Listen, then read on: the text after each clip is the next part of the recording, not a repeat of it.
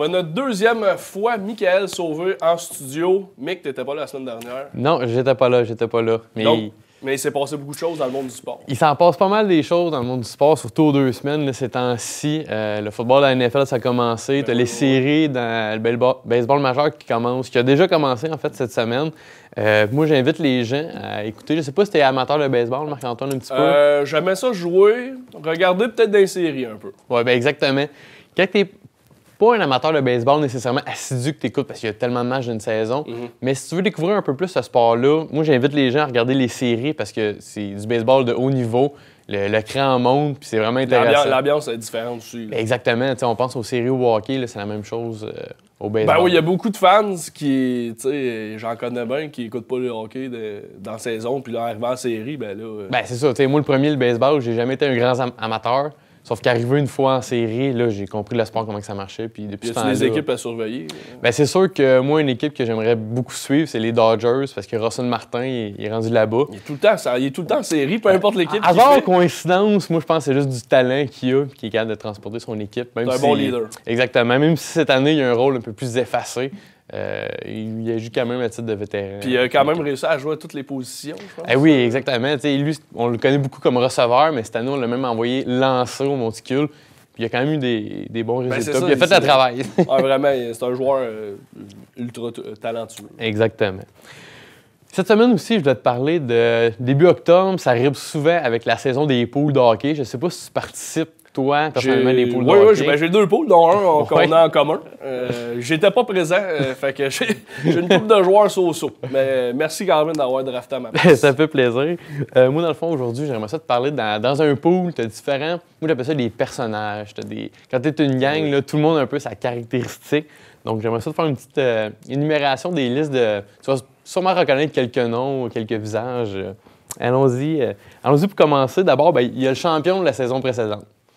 Bon, mais qui commence avec son personnage, ça fait 2 ans qu'il gagne notre poule. Oui, mais c'est pas nécessairement glorieux, parce que lui arrive au repêchage, il se pète un peu les bretelles, il pense qu'il va repêcher tout le temps les meilleurs joueurs.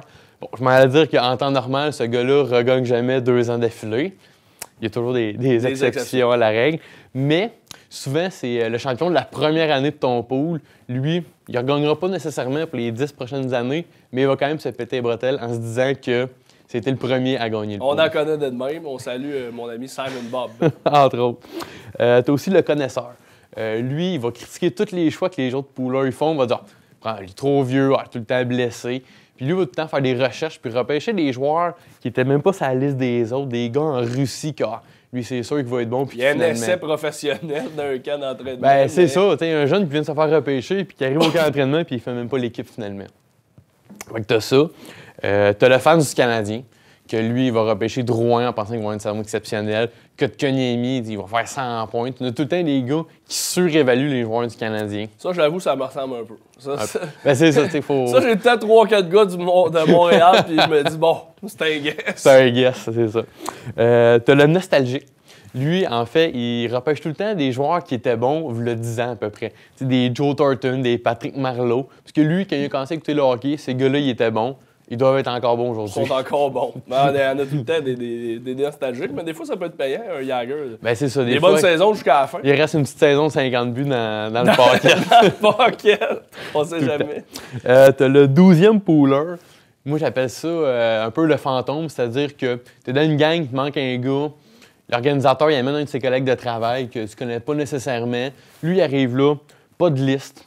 Il se fie juste à son petit guide de pool. Il est là pour prendre la bière, dans le fond. Ouais. Puis à chaque fois qu'il y a un joueur qui est repêché, lui, il n'a aucune idée de qui tu parles. Il dit, c'est un défenseur, c'est un attaquant, ça. Ben, c'est Sidney Crosby. Il devrait un peu le savoir où est-ce qu'il joue. C'est la base, là. Il est là avec son guide. Il se dit, je vais prendre un gars que je connais pas pantoute. Jonathan Toews. Là, t'es là, mais voyons. Sûrement qu'il l'a pas prononcé Toews. Non, c'est ça non plus. Jonathan Toews. Jonathan Toews. T'as aussi le Rick DiPietro, en référence au gardien des Highlanders. Ben, pas feu, il est pas mort. Non, mais disons que sa carrière n'a pas... Tout le temps blessé. Ben exactement. Mais ça, ce type de pooler-là, il va repêcher tout le temps des joueurs, un Zach Parisé, des gars comme ça qui n'ont jamais une saison de 82 matchs, même si c'est des bons joueurs, puis qui vont finalement perdre le pool souvent à cause de ça. Tu as l'éternel déçu. Ça, je me reconnais un peu là-dedans. C'est-à-dire qu'il se fait voler tout le temps son choix. Deux, trois personnes avant lui. Ah, ça, c'était mon gars. Puis, il était tout fier d'avoir trouvé une perle rare, mais qui se fait tout le temps voler au... Il y a quelqu'un d'autre avant qui l'avait spoté, lui, ici. Exactement. Puis sinon, j'invite les gens. Moi, j'ai créé avec ma page Les Sportifs de Salon un pool sur le site de RDS. C'est assez commun, là, les gens participent d'habitude à ça. Donc, j'invite les gens à rejoindre mon groupe. Ben, il va falloir que je m'inscrive parce que je ne suis pas encore inscrit. J'ai encore le temps. Oui, c'est ça. C'est début octobre, là, après quelques matchs. Après ça, c'est OK. Bon, ben, je vais aller faire ça, mec, après l'émission. Excellent, merci. Sur la scène un peu plus locale, j'aimerais ça te parler des Braves de Valleyfield qui ont lancé une très belle initiative cette saison. C'est en fait pour les jeunes de 14 ans et moins, l'admission au match va être gratuite pour les matchs locaux. Ah, ben, Colin, c'est le fun. Ben, ça, c'est. Moi, je trouve que c'est vraiment une belle opportunité pour des jeunes que. On le sait, aller au Centre Bell, même aller voir le Rocket en Laval. Pour des familles, c'est quand même coûteux. Le temps de se déplacer, c'est plus loin. Tandis qu'à Valleyfield, c'est quand même du hockey de bon niveau. Puis c'est accessible pour les jeunes. C'est ça. C'est du bon hockey. Il y a moins de bagarres aussi dans oui, le temps. Un petit peu. C'était réputé souvent pour une ligue plus de tough puis de bataille. Mais là, c'est vraiment des bons jeunes joueurs qui sont là. C'est le fun à regarder en vrai, être là présent. Sinon, il y a aussi des tournois à Charlevoix. Tu peux me parler? Oui, il y a ça aussi. En fait, à chaque automne, en septembre, il y a le tournoi provincial de deck hockey qui se déroule à Charlevoix. C'est sur 3 fins de semaine parce qu'il y a tellement de catégories d'équipes. Il y a du masculin, du mix, du féminin. Il y a vraiment pour tout le monde. Puis, des équipes de la Ligue de deck hockey de Saint-Étienne, ils ont participé au tournoi. En fait, comment tu fais pour participer? C'est que tu dois être champion de ta ligue pour aller représenter dans ta catégorie. Donc, chaque ville locale, donc on a des représentants locaux. Et oui, exactement. Dans la catégorie mixte, tu avais l'équipe de Patate Mallette de Décorgué Saint-Étienne qui ont remporté le championnat provincial. C'est pas rien. Il y a aussi les Bledins dans la catégorie D1, toujours des gens de Saint-Étienne et du coin, qui ont remporté, oui, à Saint-Étienne, mais qui sont allés remporter aussi le championnat. C'est des beaux exploits, parce qu'il y a des équipes de toutes les régions. Bien, c'est exactement. Il y a des gens de Québec, de Montréal, de Granby, d'un peu partout. Donc, pour aller gagner là-bas, il faut quand même que tu battes tous les champions des autres ligues. C'est quand même... c'est un exploit le fun. Comme la Coupe Memorial, un peu. Ben, un genre de mini... Un peu. Pour te rendre là-bas, il faut que tu ailles gagner à la base. Puis là, tu affrontes les meilleurs. Fait que, oui, c'est une expérience en soi, parce que là-bas, tu as le chalet, tu passes une belle fin de semaine, puis tu es à Charlevoix. C'est un bel endroit aussi de disputer. Vraiment.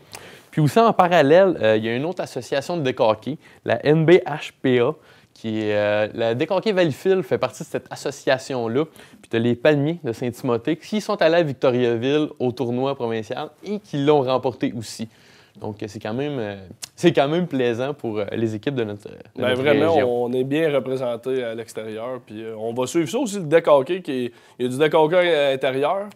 On va suivre ça peut-être. Au courant de l'hiver, c'est sûr qu'on va avoir d'autres sports locaux. Fait que, on se revoit dans 2 semaines. Mec. Dans 2 semaines, je vais être de retour.